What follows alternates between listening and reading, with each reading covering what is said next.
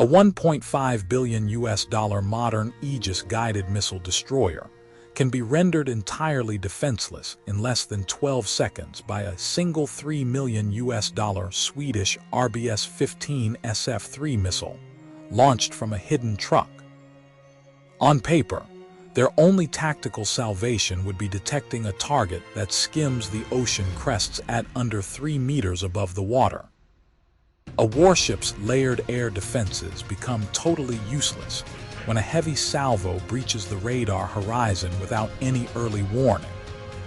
Could a low observable sea-skimming anti-ship missile from Sweden truly dismantle the maritime dominance of modern blue water navies?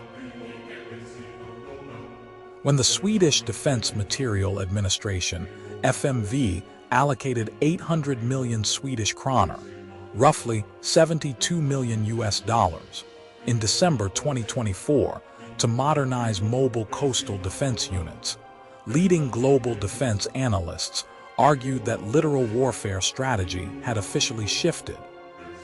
Developed jointly by Sweden's Saab and Germany's Diehl Defence, the RBS15 SF, also known as the RBS15 Mark III, represents a lethal evolution in anti-access area denial operations.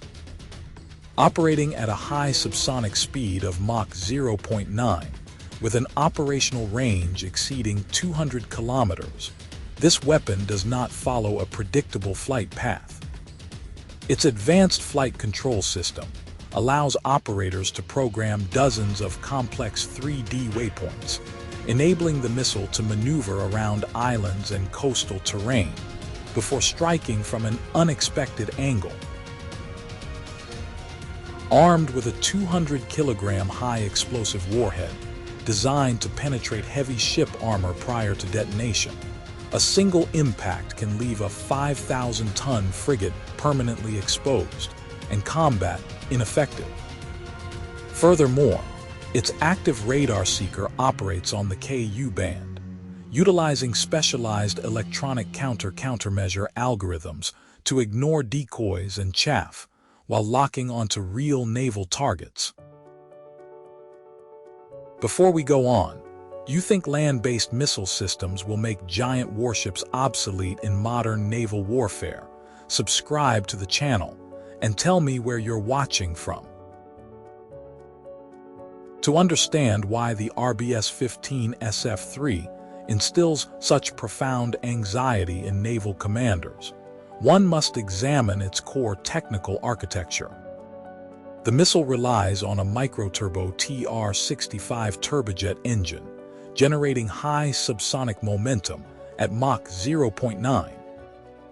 This power plant enables an extended operational radius exceeding 200 kilometers, effectively pushing enemy warships far beyond the littoral zone. However, its true deadliness lies in terminal trajectory management. During the final approach, the weapon drops its altitude to a sea-skimming profile under 3 meters above the water surface.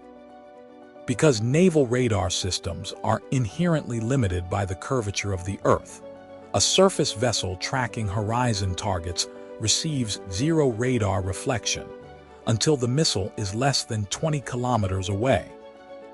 That leaves shipboard automated close-in weapon systems like the Phalanx or AK-630 a narrow window of under 12 seconds to acquire, track, and attempt interception. Furthermore, unlike traditional anti-ship missiles that fly in predictable straight trajectories, the guidance system allows mission programmers to insert dozens of complex 3D waypoints. The missile can weave through island archipelagos, navigate around defensive zones, and strike a target from its most vulnerable side.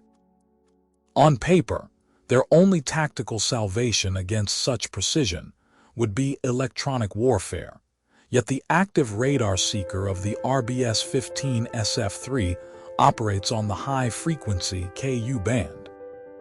Saab integrated proprietary electronic countermeasure software that filters out metallic chaff, thermal decoys, and radar jamming signals to maintain lock on the true target. The system also utilizes a tactical protocol known as synchronized time on target. A battery commander can launch 4 missiles simultaneously from different firing platforms, such as land-based mobile trucks, naval frigates, or JAS-39 Gripen fighter jets.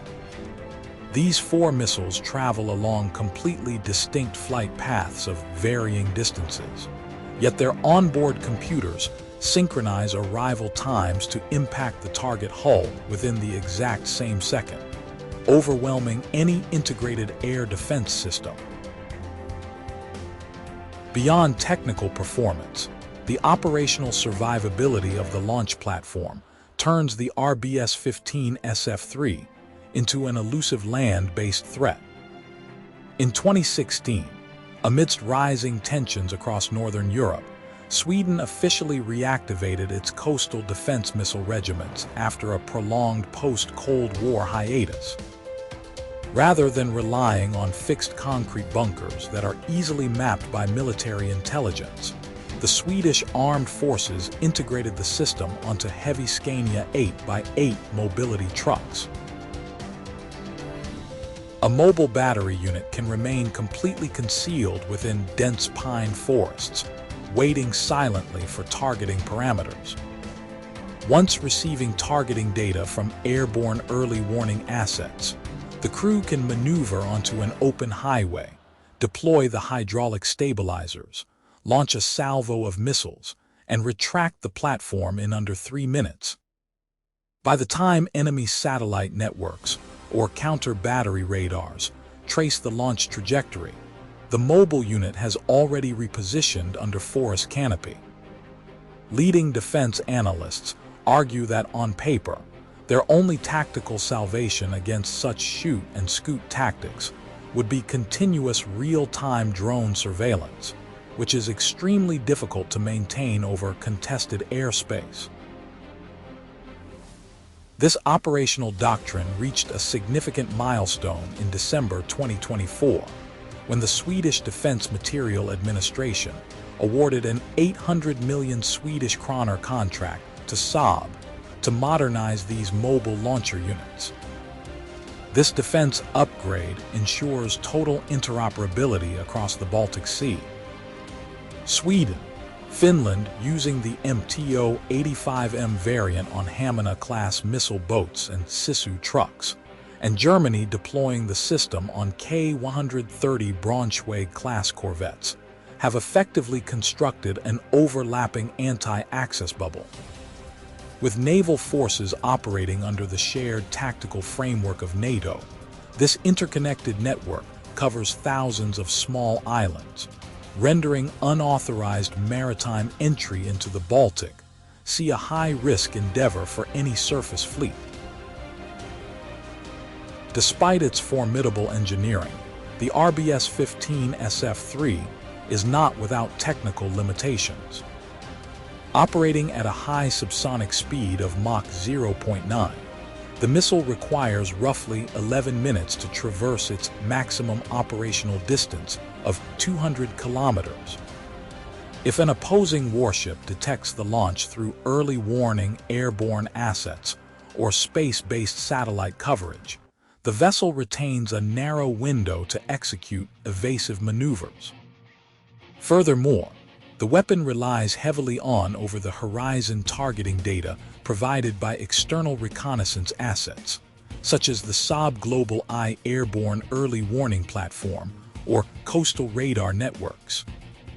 Should adversary electronic warfare forces disrupt these critical data links prior to launch, the missile loses its long-range precision capability. Nevertheless, the strategic impact of the RBS15 SF extends far beyond the confines of the Baltic Sea. The operational doctrine developed by Sweden offers a compelling blueprint for littoral defense in contested regions globally, particularly across the archipelago environments of the Indo-Pacific. The deployment demonstrates that an agile land-based force leveraging mobile anti-ship missiles, can effectively offset the numerical and financial advantages of traditional naval power. A small nation can establish a highly effective denial zone without incurring the massive capital expenditure required to maintain a standing fleet of major surface combatants. Ultimately, the RBS15 SF illustrates a profound shift in modern naval warfare. Victory no longer belongs exclusively to those who build the largest or most expensive warships, but rather to those who master low, observable precision strike and decentralized mobility. As defense technology continues to evolve, can large surface warships maintain their strategic relevance, or will mobile land-based missile systems render them permanent liabilities in future coastal conflicts? Share your thoughts in the comments below.